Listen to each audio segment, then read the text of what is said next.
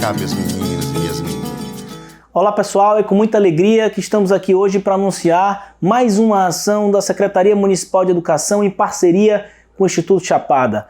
Esse projeto ele nasce do Nossa Rede, que foi uma construção em conjunto com os nossos professores, coordenadores pedagógicos e que hoje, preservando todas as identidades culturais da nossa cidade, atende a mais de 81 mil alunos. E esse projeto que nós vamos ver agora, o Soteropoleitura em Rede, ele serve para que a gente aprofunde ainda mais e discuta os temas do incentivo à leitura para todas as faixas etárias.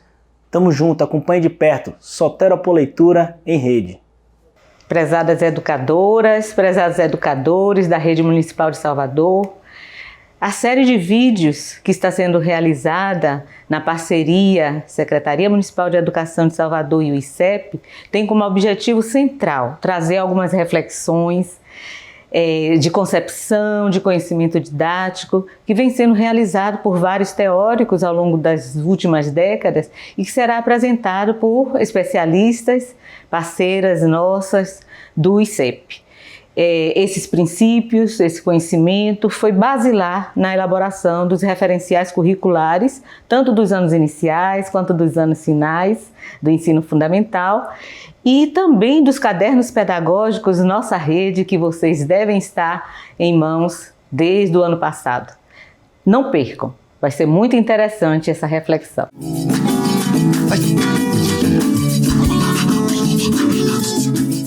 Olá, seja bem-vindo e bem-vinda a mais um vídeo da série Soteropoleitura em Rede. Meu nome é Angela Kim. Eu sou formadora e especialista do Instituto Chapada de Educação e Pesquisa.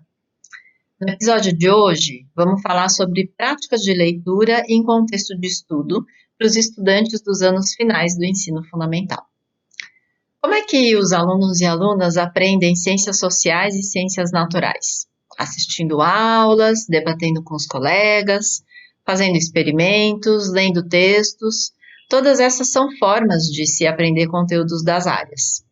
Mas a leitura ocupa um lugar central nesse rol e é imprescindível para que o estudante siga sendo capaz de se informar e aprender para o resto de sua vida. Fazer com que os alunos leiam para estudar já é uma prática corrente na escola. E, no entanto, a gente ainda observa muita dificuldade em compreender os textos e os conteúdos que se pretende que eles aprendam. Por que será que é difícil ler esses textos? Beatriz Eisenberg aponta 3 razões. Primeiro, porque os alunos têm pouco conhecimento sobre os temas dos textos. Segundo, por causa das características dos textos que são feitos exclusivamente para o contexto escolar.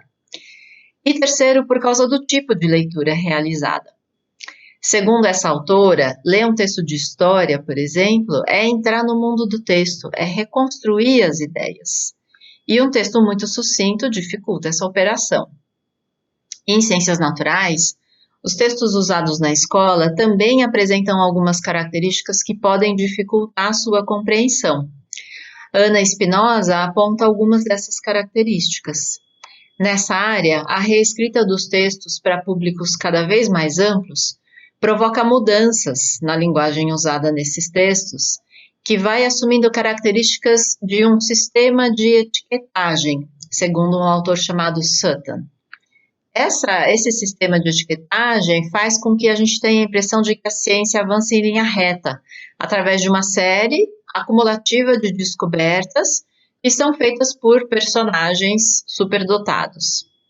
Além disso, nos textos de ciências naturais, a utilização de uma linguagem em estilo mais coloquial pode passar a impressão de que o texto e de que as ideias que são colocadas lá são fáceis, quando na verdade não são.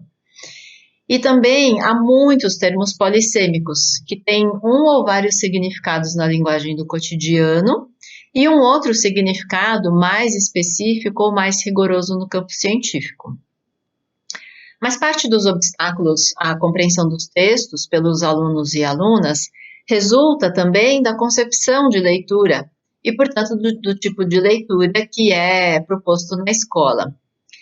A ideia mais comum é a de que ler se limita a extrair informações dos textos. Dentro dessa concepção, é muito comum a proposta de microquestionários, nos quais são colocadas consignas de decomposição do texto e informações pontuais que devem ser localizadas. O propósito leitor, então, se limita a extrair do texto o necessário para responder às perguntas. Mas ler é mais do que isso. Ler é um processo ativo de construção de significados que exige um trabalho intelectual bastante complexo, de elaboração de hipóteses, estabelecimento de inferências e de relações.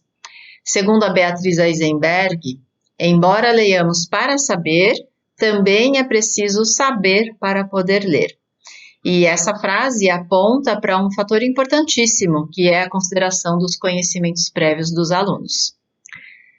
Fica claro, portanto, que não é suficiente colocar os textos nas mãos dos alunos e alunas para que eles leiam, mas é necessário ensiná-los a ler. A leitura, portanto, também é conteúdo, além dos conteúdos específicos das ciências sociais e naturais. Então, que condições didáticas a gente deve garantir para que os alunos avancem na sua compreensão leitora? Em qualquer situação de leitura, na escola ou fora dela, o propósito leitor determina as estratégias que são colocadas em jogo e, portanto, o tipo de trabalho intelectual. É por isso que as consignas de leitura mediatizam a interação dos alunos com os textos. Elas são, portanto, ferramentas imprescindíveis. Em ciências sociais, uma das condições didáticas é sustentar durante várias aulas um intenso trabalho de leitura e discussão sobre diferentes textos relativos ao mesmo tema, colocando consignas abertas e globais. Já em ciências naturais, é possível instalar um propósito leitor a partir da problematização, o que pode ocorrer com a realização de um experimento ou uma discussão prévia à leitura do texto. É importante também pensar na situação de leitura como parte de uma sequência de ensino. Dessa forma, outras atividades vão ajudar nessa atribuição de sentido às atividades de leitura, que tem a ver com o propósito leitor, e vão permitir estabelecer relações com conhecimentos trabalhados em outros momentos. Além de instalar um propósito leitor, é preciso lembrar que nas situações de leitura compartilhada, os alunos explicitam as suas interpretações e o professor pode oferecer as ajudas para que eles avancem.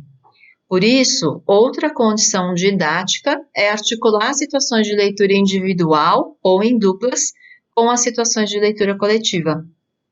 Então, para concluir, é importante lembrar que ler textos em ciências sociais é diferente de ler textos em ciências naturais. A escolha do texto a ser lido pelos alunos deve ser bastante cuidadosa e que as condições didáticas para que se aprenda lendo sempre envolvem a consideração do propósito leitor e da leitura como um conteúdo que deve ser ensinado. Estamos finalizando esse episódio. Hoje a gente falou sobre práticas de leitura em contexto de estudo para estudantes nos anos finais do ensino fundamental. Vamos sambar. O samba de roda é tão bom. Ai.